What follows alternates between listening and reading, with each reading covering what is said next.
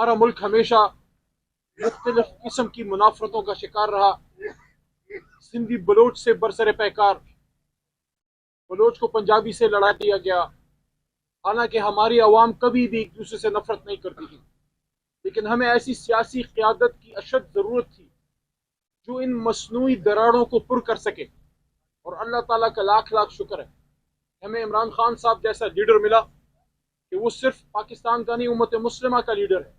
लेकिन उन्होंने इतना बड़ा फैसला किया कि मुल्क की सबसे बड़ी जमात, सबसे ज़्यादा वोट लेने वाली जमात और सबसे बड़ा लीडर एक ऐसे सूबे से जिसको हमेशा महरूम रखा गया, वहाँ के बहुत तगड़ी तवाना आवाज़ बलोचों की, पश्तूनों की, बलोचिस्तान के हकूक़ की तवाना आवाज़ जनाब महमूद खान अचकज़ई साहब को जनाब इमरान खान साहब ने, साबिक़ वज़ीर आज़म, बानी चेयरमैन तहरीक इंसाफ ने सदर के ओहदे के लिए मुंतखब किया।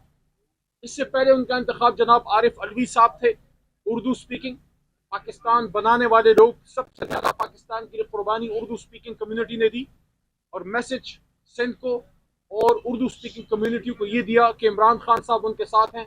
और जब हुकूमत बनी तो बलोचिस्तान से जनाब कासिम सूरी साहब को अपना डिप्टी स्पीकर बनाया, मजबूत मैसेज दिया बलोचिस्तान को। पश्तूनख्वा को तारीख में पहली बार स्पीकर का ओहदा दिया, और जनाब असद कैसर साहब जो उनके पुराने साथी थे, पुराने कारकुन थे, असद कैसर को उन्होंने स्पीकर का ओहदा दिया।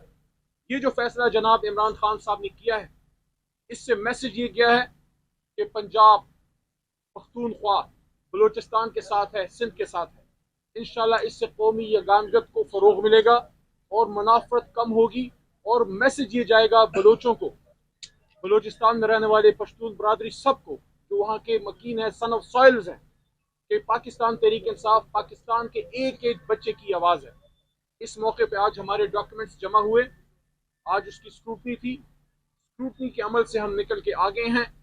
लेकिन अफसोस की भी एक बात मैं करना चाहूँगा जिस पे हम सब कल रात से बड़े दुखी हैं।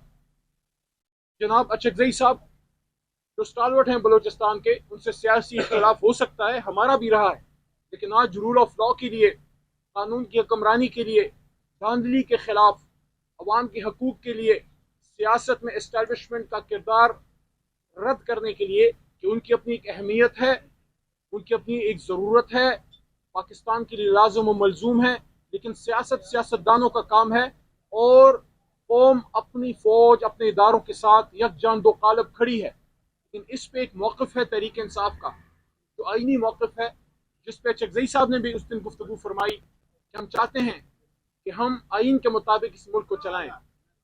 उनकी गुफ्तगू से किसी को सियासी इख्तिलाफ हो सकता है, लेकिन कल रात जो उनके घर पे छापा मारा गया, जो ज़्यादती की गई, जो उनके वहाँ गार्ड्स को भी उठाया गया, उस पर पाकिस्तान तहरीक इंसाफ की पार्लियामेंट्री पार्टी जो इस सुन्नी इत्तेहाद कौंसिल के नाम से आर्जी तौर पर पार्लिमान में है, साथ में हमारे चीफ आमिर डोगर साहब, जनरल सेक्रेटरी जनाब उमर अयूब खान साहब, फाउंडिंग चेयरमैन इमरान खान साहब की जानिब से सिटिंग चेयरमैन जनाब बैरिस्टर गौर साहब, और हमारी तमाम पाकिस्तान तहरीक इंसाफ इसकी पुरजोर मजम्मत करती है।